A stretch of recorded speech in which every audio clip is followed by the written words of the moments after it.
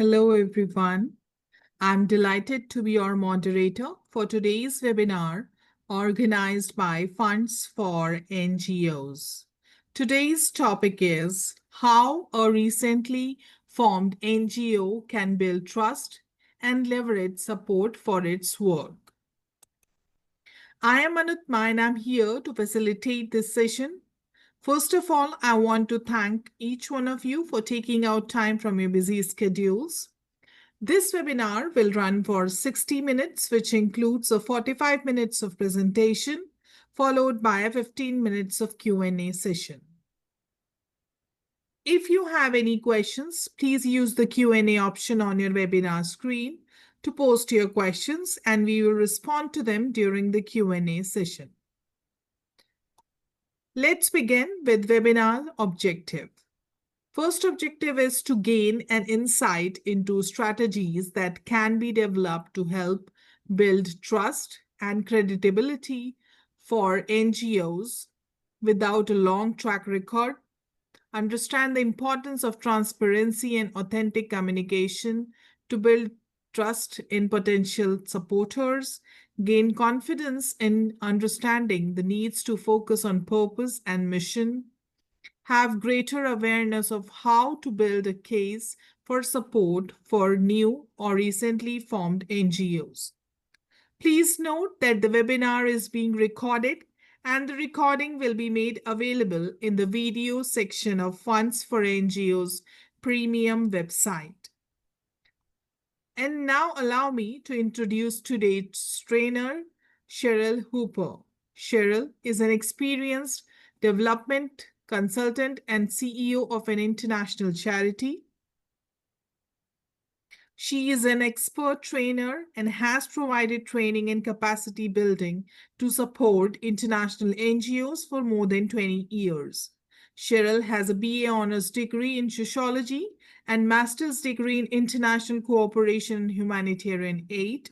She has successfully developed numerous award-winning programs and secured funding from US Aid, UK Aid, Comic Relief, and several high-profile grant-making trusts and foundations with a combined value in excess of $5 million.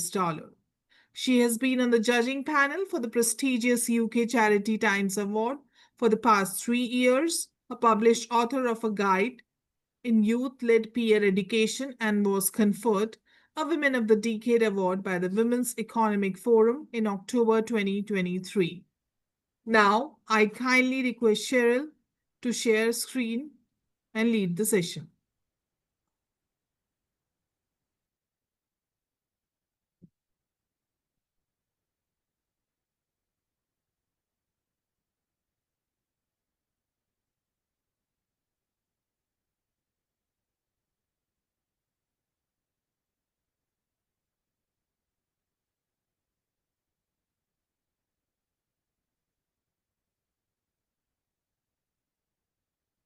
Hello, good morning or good afternoon to each and every one of you. Thank you so much for joining me today.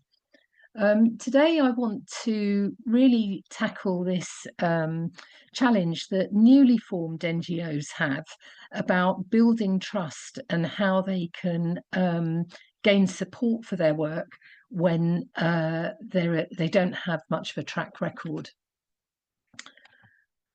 So for a new NGO, becoming trusted and securing support really depends on your ability to build credibility, demonstrate integrity to potential donors, show competence in the field that you're working in, and form the right partnerships and relationships.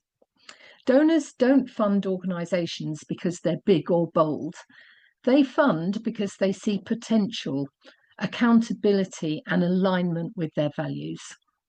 So today, I hope to help you understand the steps you can put in place for how a new registered NGO can gain trust and attract funding, even if you don't have a long track record. So what we'll look at is how you will gain trust and build trust in potential supporters, even if you don't have a long-standing track record. We'll look at the steps to follow to build a strong foundation, where I will talk about the importance of transparency and the role of open communications as part of a strategy. We'll briefly touch upon income generation through crowdfunding, and I hope you'll be more confident and have a greater understanding of what things to include in a case for support when you have a limited track record. So what are the kind of things that you need to be focusing on? The more credible you can become as an organisation, the greater the chance of securing income to support your work. So just to clarify, what I mean by the term credibility is something that can be believed or trusted. If you're a newly formed NGO or an NGO without a long track record, then the way to build credibility is to ensure that you have a competent team of people, be it volunteers or paid staff, and they need to have the right background, skills and experience to work in the areas your NGO operates in. So, for example, if you're an NGO providing, say, community health activities, then aim to have people working with you who have backgrounds and professional experience in health, social care, or community engagement. Create a strong advisory board who are respected local leaders, health professionals, or ex-NGO professionals who support the work of your NGO and whose reputations will lend legitimacy and confidence in your NGO's ability to deliver what it promises. A strong advisory board also assumes best practice and good governance, and all these things will build the trust and credibility of your NGO. And then finally, be transparent about being new, and don't try and hide this, but turn it into a strength that you can use to promote the fact that you've been formed in response to a real community need and challenge and the need for change. If you're confident in the change you can make and have a strong advisory board and team behind you, it should be possible to really focus on the new aspect of your NGO and the fresh approach you bring to ongoing development challenges. So it goes without saying that if you're thinking of setting up an NGO, or if you've already begun work as a community organisation, it's essential that you register properly and according to the laws of whichever country you operate in.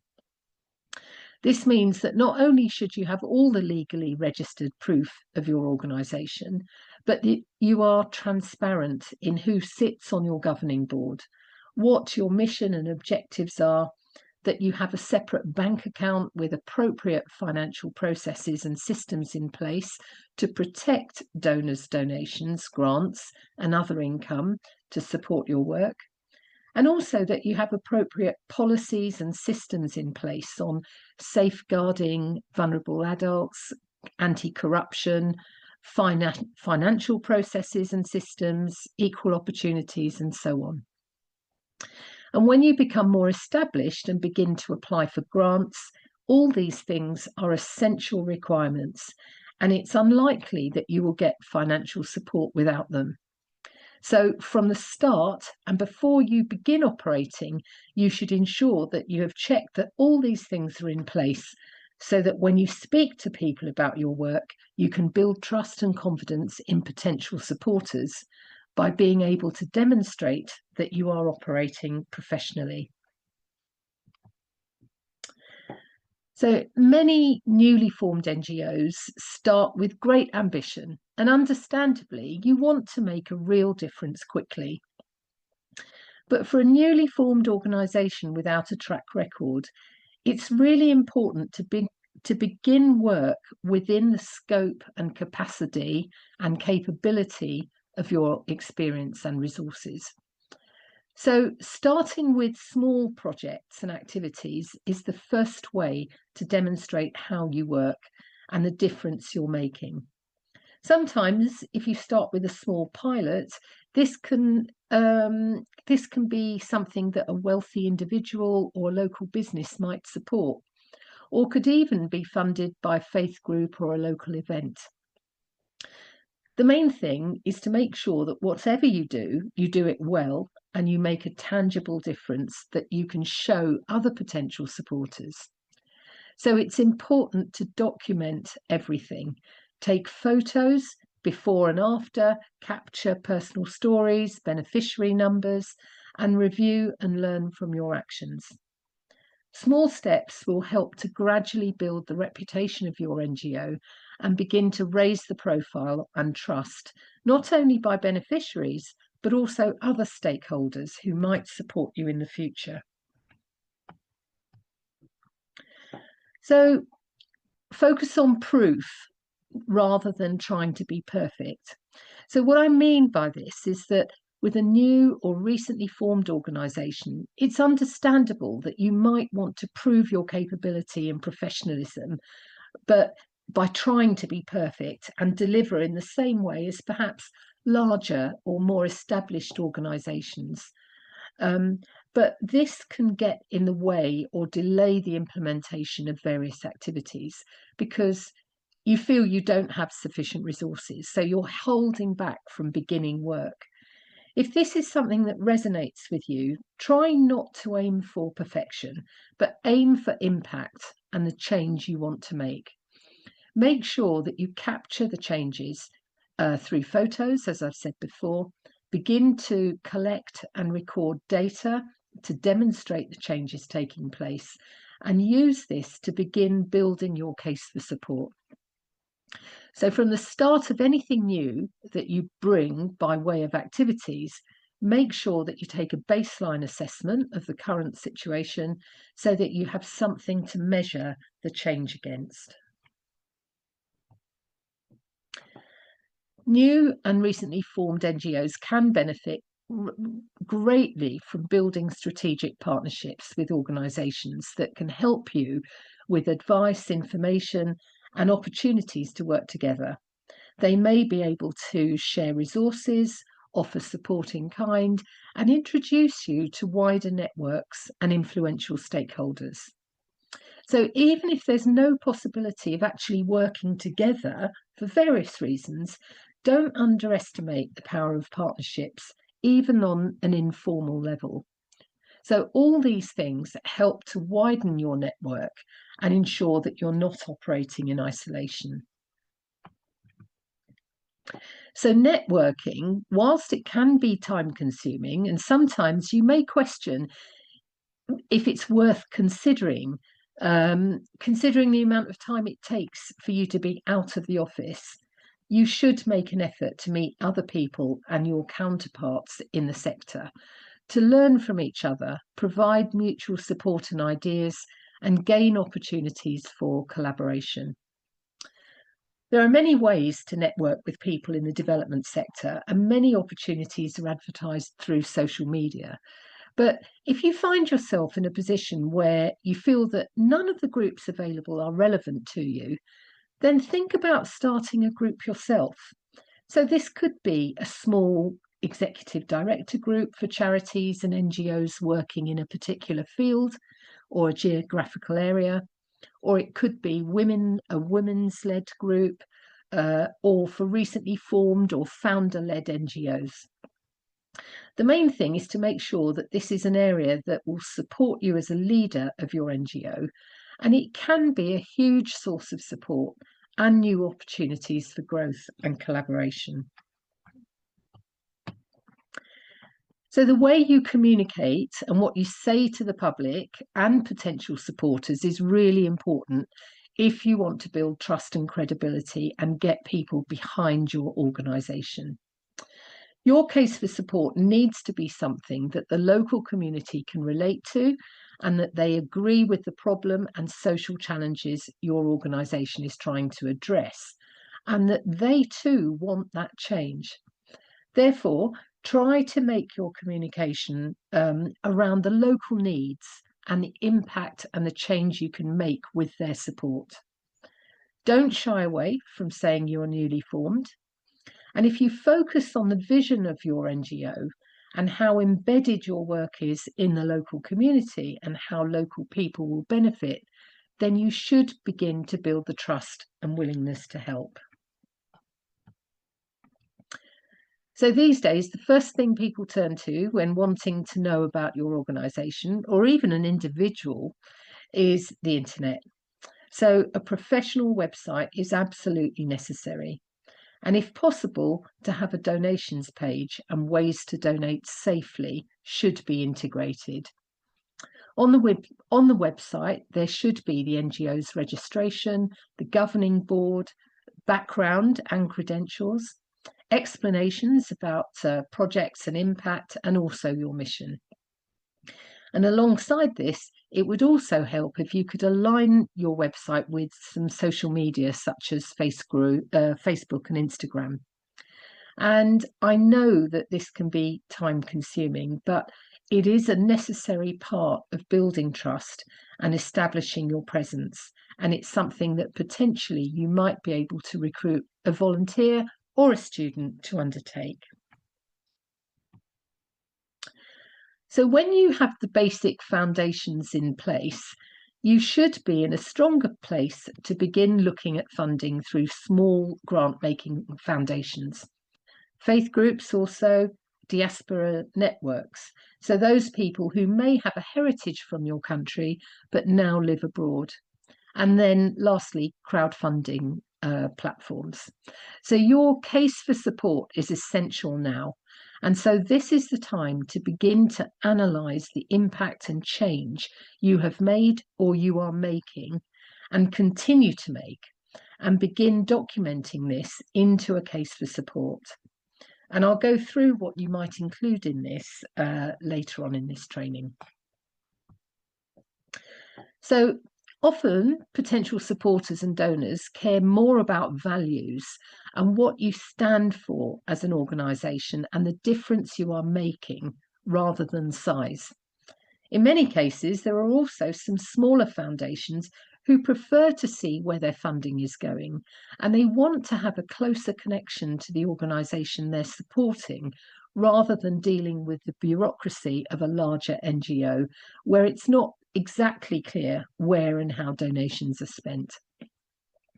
Therefore, use this to your advantage when developing your case for support and explain how funding will have a direct, visible impact. That donors are invited to visit your projects, so you're being totally transparent about what you do, and they can see the difference for themselves. And that also your overheads and running costs are low, with more funding directly supporting beneficiaries. I've had conversations with some donors who are grant-making foundations, whilst others might also be high net worth individuals. I've spoken to both, and time again, I've heard that they prefer to have an honest and transparent relationship with the NGO or charity they fund. They understand that sometimes things don't go to plan. Sometimes you might struggle with funding, and sometimes you may experience operational or logistical challenges. Whilst they're keen to hear about the successes and achievements that have occurred because of their funding, they're also keen to support you as an organisation. So be transparent and honest with donors so that when you report on outcomes of a project, don't neglect to share the challenges that may have occurred, but how you have overcome those challenges and what you have learned and how you can apply that learning in the future. Trust from donors will grow if you can demonstrate integrity and show that in spite of challenges, you've managed situations wisely and managed their expenditure and grants carefully. So your case for support should have a human touch so that people can understand the story behind your NGO. Why was it set up? What drives you to do the work you do? What difference are you making and are you aiming to make? And what difference have you made so far? The only way to do this is to be honest and document your story from the start.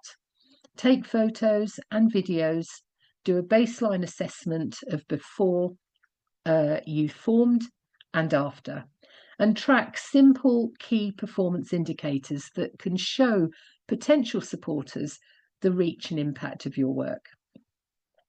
Once you have this in place, you should be in a good position to start writing a short case for support that you can use when talking in public, or you could give to potential supporters and donors as a document. So trust and reliability has to be proven. So it's important that everyone in your organisation, whether they are staff or volunteers, that they all understand the need and importance of professionalism and being efficient. This means responding to emails immediately and not leaving a response for days, following up on all donations with thank yous and acknowledgements of receipts of funds, maintaining a professional appearance so that staff and volunteers dress appropriately and have a clear, uncluttered, welcoming office.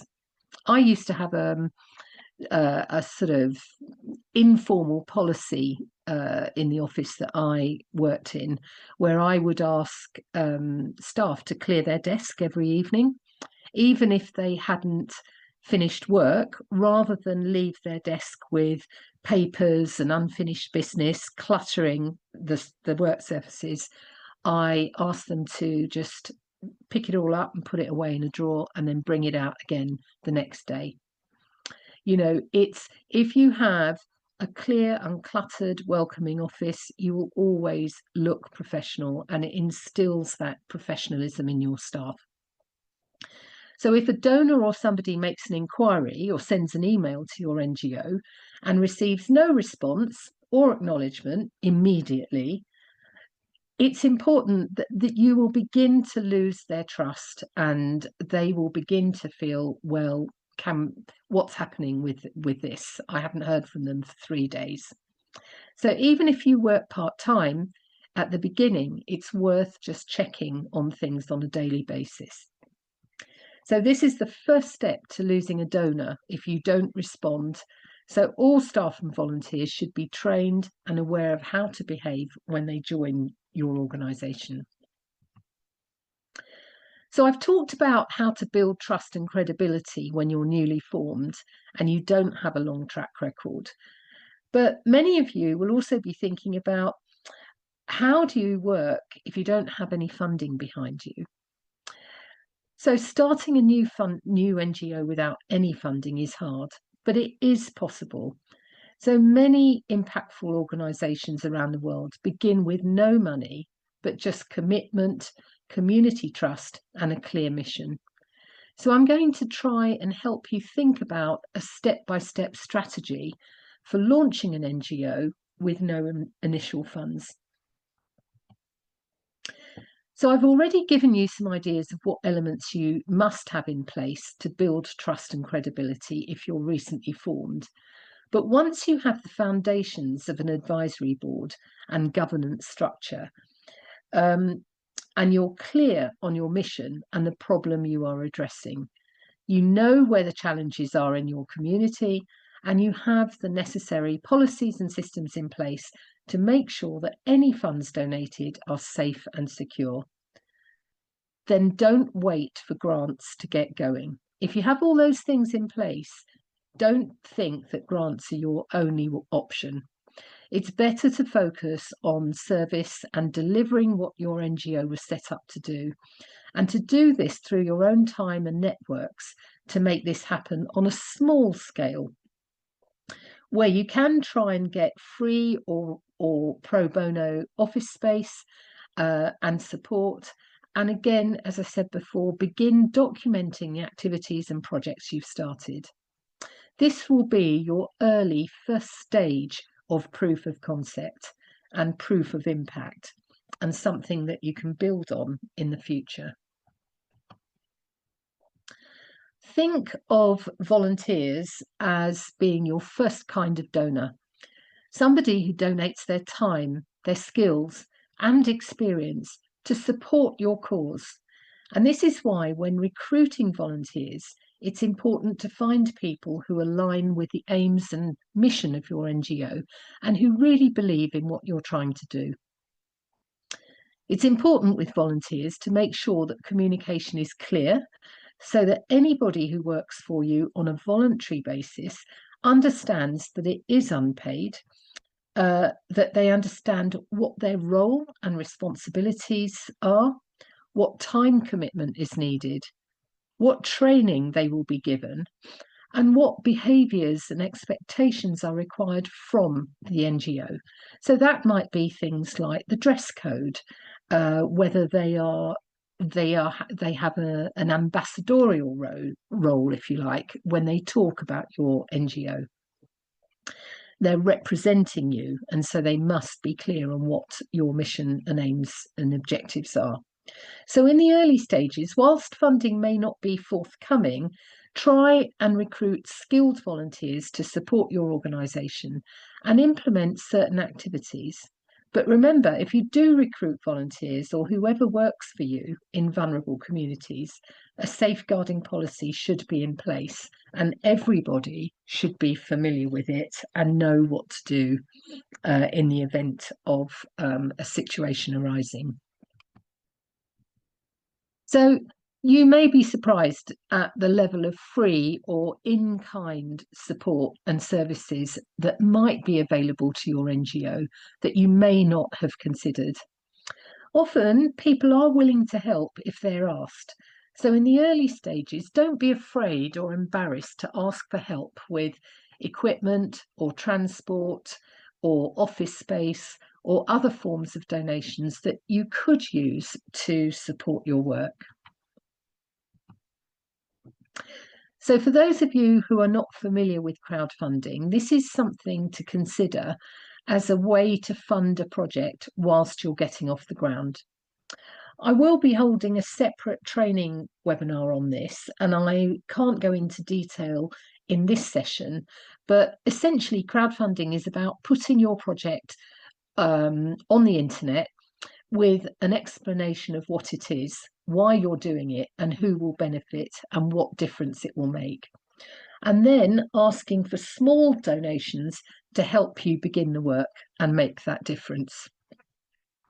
There are several different platforms that you can use to do this, but it doesn't require any financial outlay.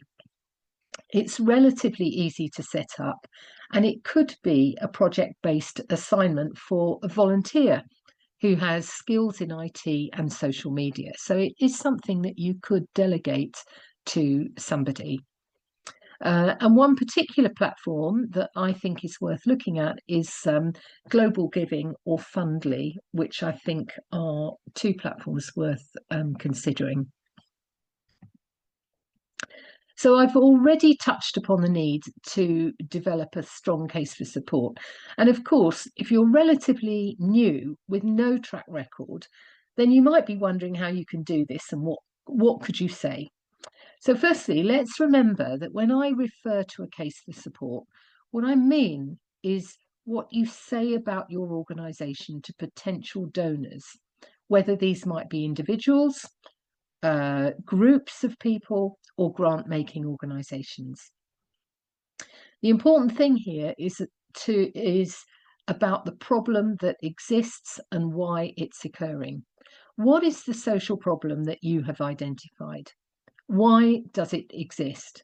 Is it because of inequality and poverty? Is it about lack of basic rights? Is it because of lack of education or information about something? Or is it because of inadequate provision of basic sanitation? Or it might be all or some of those things. What needs to be in the case for support is the baseline evidence that can verify the facts and data that prove the problem. So, for example, there is only one community school which serves 500 of the poorest children, and the nearest government school is 20 kilometres away. The dropout rate for school children living in a certain community is 50%, and so on. So once you have identified and proved what the problem or local situation is, you can then capture what needs to be done to improve it, and you can do this through local consultation. You can explain, in the case for support, why your organisation is best placed to provide a solution to that problem. And this might be through the experience, skills, and networks of your advisory board and staff. And then you can begin to explain the changes your organisation is making, but also what financial support is required to help. So even if you make small changes, it is necessary at the earliest stage to track everything. So just keep documenting personal stories, have video clips, show the changes that you're making before and after, and testimonials from beneficiaries. And in the early days, when you are still small, you would, of course, be keeping your overheads low and focus on prioritising community engagement and the impact that you're making. And rather than chasing the money, focus on building relationships and partnerships. And that's how you'll start building trust, and your visibility in the community will grow. And after that, money often follows. So one of the main things that will support a recently formed NGO, if you don't have a long track record, is, of course, your case for support, because this forms the foundation of communication that will build trust and grow much needed income. So let's take a look at the kind of thing you should include when developing this important document. So when you begin talking to potential supporters, so I've done a sort of sample content of how you might present a case for support, and I've just taken an example of a project in Nepal. So when you begin talking to potential supporters, whoever they might be, whether they're individuals, groups, businesses, or even government, everyone will want to know who you are, what is your organisation about, and what is your story. So it's not just about your mission. Put your story in there. You know, why were you formed? Because people relate to people. So right from the start, begin with telling your story, be authentic and explain why you formed, what is the motivation for setting up the NGO, and what are you trying to do? Who is behind the NGO's mission? Who is on the governing board or management team? So all these things build confidence, credibility, and empathy from potential supporters, because right from the beginning, they should be able to relate to what you're trying to do. The second thing to include in your case for support is the need for your organisation and the social problem you are trying to solve. So what problem are you trying to resolve? What are the problems the community is facing, and why does the problem exist? Why hasn't it been resolved before? Why is it continuing? So you will see from this example that in this section, it refers to specific information and evidence that in this case explains that 1 in 3 people in Nepal lack access to basic health services. So what you could do is then even drill that down further to the particular community that you're in and say 1 in 3 people in Nepal lack access to basic health services, but in this community, 1 in 7 people lack, access to basic health. So simplifying statistics so that it's easy to understand and for people to be able to picture the situation will really help visualize the current situation and explain further how many people need care in mental health support and how this is leading to a mental health crisis. So you can see on the problem statement, there's a general statement at the beginning that just says Nepal faces significant health and social challenges, especially in rural and low-income communities. And then it goes into the specific challenges and gives the data and the facts behind that. And if you can localize that as much as possible, that would make it even stronger. So the third section in the case for support should be how your organisation is responding to that problem. What areas are you working in? How are you improving things? What activities and interventions have you introduced? So I think here, again, don't be overambitious if you're new, and don't use language that is a bit vague. It's better to be really clear in what you're doing. So you could say, we are visiting communities weekly to provide mobile health services or something like that. But the more people can relate to what you do, the better the chance of them supporting you. And then the fourth section is to explain the timing. Why is it important to act now? This brings a sense of urgency to potential supporters and creates a call for action so that people don't become complacent and they think that it's something that they will turn their attention to at a later date. So it's really important that whereas a newly formed organisation can use the call for action to explain why you have formed and also how you are responding with speed and flexibility. So you can use your newness to really create a sense of urgency. You can explain how many people you have identified as needing support and how many people your projects will reach. So the fifth section in the case for support should make the impact of your work clear. So how will funding make a difference? If possible, provide tangible numbers and outputs that will help improve the situation, and also show supporters where and how their funding will be used and what difference that funding will make. Remember the difference between impact, outcomes and outputs, and try to explain these terms without the need for jargon. So impact can be explained as long-term change. Outcomes are the immediate short and medium changes that could take place that donors will see because of their funding. And outputs are the activities and the interventions that you have put in place so far. So, for example, in a community health project like this example, the impact would be something like a reduction in child and maternal health issues, such as malnutrition, and better health outcomes for mothers and babies.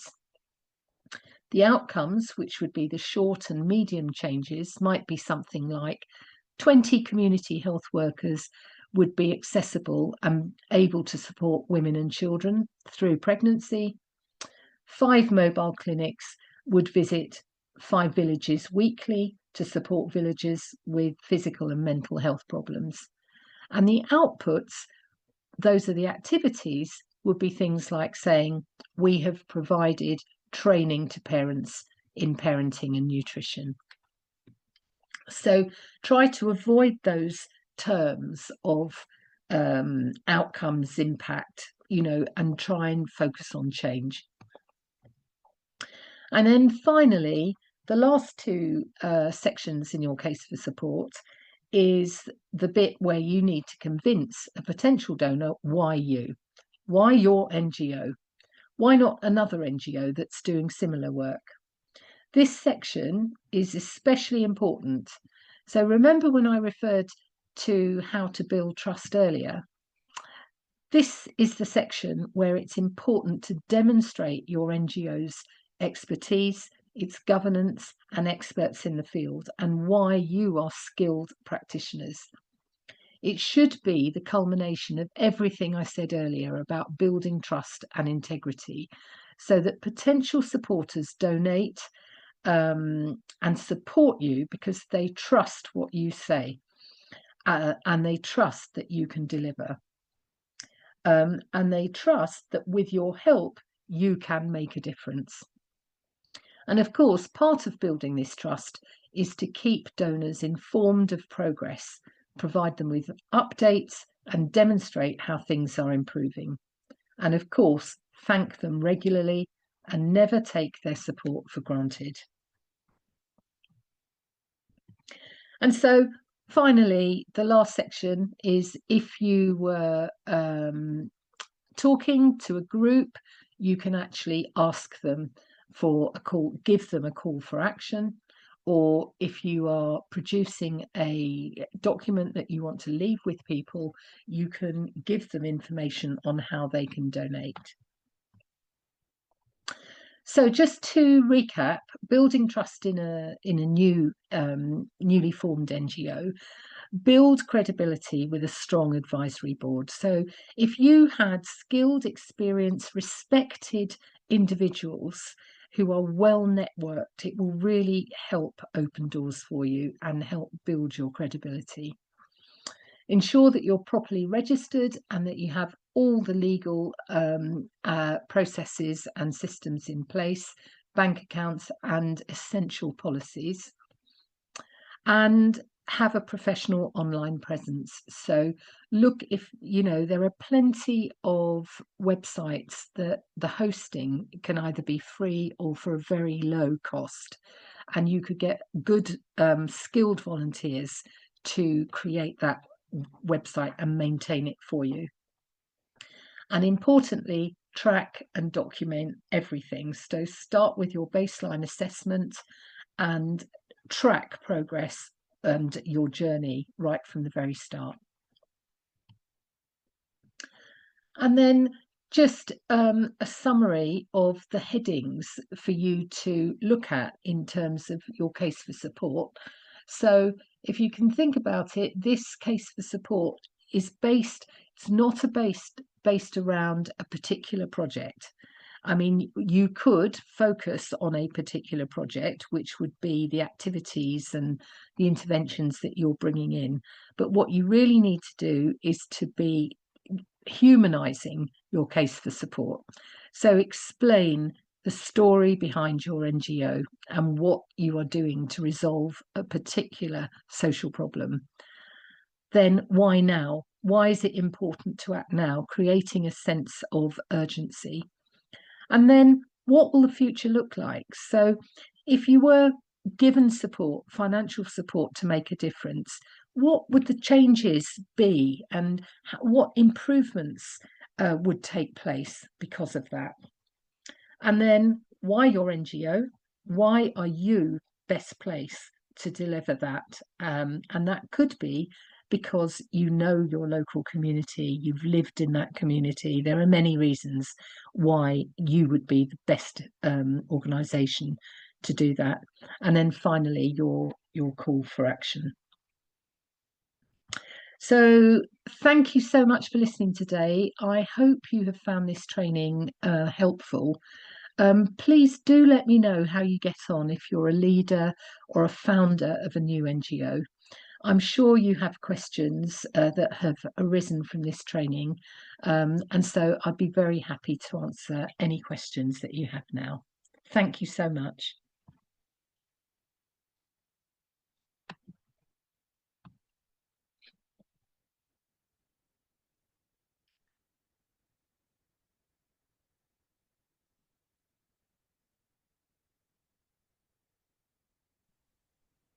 Thank you, Cheryl, for insightful presentation. Dear participants, now you can send us your questions.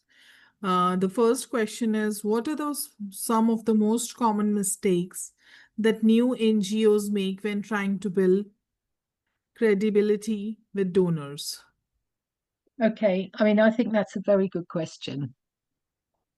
In my experience, when I've worked with newly formed NGOs, um, there's a few. I mean, quite often, if you look back at this presentation, you'll see I have touched upon it, but a lot of newly formed NGOs focus on the money and chasing the money before they have had a chance to really prove their credibility and build their trust. So, this is what I was saying about, they start with passion and commitment and energy, but they fail to document the the change that is taking place, and they fail to take a baseline assessment from the very start. So, whatever field you're working in and whatever social problem you are dealing with, if you took a baseline assessment, and that could be data, so that could be numbers, the number of people in the community, the number of people not accessing certain services, the number of, I don't know, health clinics or schools covering a certain area, and school dropout rates, whatever your NGO focuses on, capture that as a document, and then and you can take visual photos as well. So you can show if it's an environmental charity or an NGO, you might want to show what the local environment is like. And then as you begin work, and start small, so don't be overly ambitious. Start small with a small project and focus on making a change and impact. So I would say, one of the common mistakes is to not have evidence from the start. So capture the problem and the baseline, and then document your journey all the way through to show the changes, because that is quite powerful when you're trying to persuade a donor to support you. And then the other thing I would say is to really think about having a good advisory board behind you who will help you build your reputation and credibility.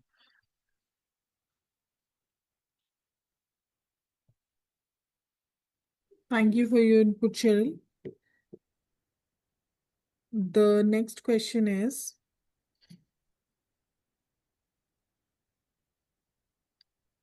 how long does it typically takes for a new NGO to build enough trust to start receiving significant donor funding? Okay, so I think this is another classic kind of I wouldn't say it's a mistake, but I just think it's a classic reaction for a lot of newly formed NGOs, where they are overly ambitious from the start. And then what they want to do is they see an opportunity, like, they're working in community health or something like that. They see an opportunity advertised by an international NGO, and it might be the EU or something like that. And then they want to apply for it. But they haven't got the track record or the proof or the capacity in many ways to apply for that grant. And so what happens is, I've seen small and newly formed NGOs get into this cycle of constantly trying to apply for grant funding for projects that are beyond their capability, and they're overly ambitious. So what happens is they end up spending all their time trying to apply for large grants, and then they keep being rejected, and they don't know why. And it's because they're applying for them too early. So, I would say, don't focus on big grants to begin with. You need to be up and running and confident with proof of the changes that you're making to secure any big funders. So my approach and my recommendation would be to start small and go after the small grants. Go after lots of small grants or sub grants. What you might find is that you might have a larger organization. So you might have UNICEF or Save the Children or and Water Aid or whatever. You might have a large NGO working in your country, and they may have one funding from a big funder like USAID. I mean, obviously that's gone now because we all know what USAID has just done, but just as an example, that these large NGOs secure a big pot of money, but then what they do is they then sub-grant that because they don't have people on the ground to deliver that work. So that's where your NGO, as a small, agile NGO, might be able to get a sub-grant from one of these big NGOs to deliver a piece of work. So that would be the way to do it. And if you're looking at a time frame, I mean, it's impossible for me to say, but I think you need to be up and running for at least a year, if not more. Maybe even 2 years to get big funding in, I would say. I mean, it's not impossible, but because if you know the right people, if you build the trust, you might find that funding does come your way.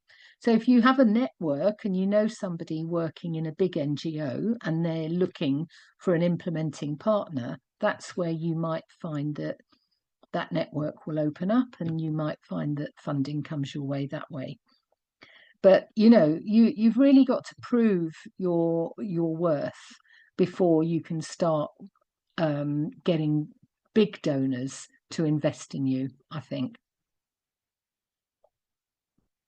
Thank you for your input, Cheryl. The next question is, what are the best practices for maintaining transparency, especially when an NGO is still setting up its financial systems? Yeah, so I mean, obviously you can't secure funding unless you have a bank account. You need to have all the policies and the financial systems in place. You need to have a finance manual. And so when you are securing funding right at the very beginning, so it might be through events, it might be faith groups who give some of their their donations through their meetings. They might donate that way. You need to have it clear on your website that you've got that you're transparent. You need to invite people to come and see your projects, and you need to have all those policies in place and offer them to donors if they want them. So they won't necessarily ask, but you could say, we have policies and systems in place to protect fraud and misappropriation of funds. We have this, we have that. These are available. And they could be available on your website if you wanted to as well. Thank you, Cheryl, for your input. The next question is, during my experience, I feel like donors or individuals are hesitant towards funding campaigns. How can we launch a successful funding campaign while not losing our focus as an NGO, taking in consideration accumulating costs? Sometimes it becomes difficult when the payroll comes. Yeah. So, I mean, I think we've all been there.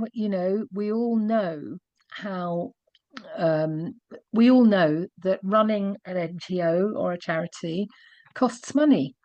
And basically NGOs should be run like a business. People don't, quite often donors I'm not talking about grant making organisations, I'm talking about individuals and sometimes businesses, but mainly individuals.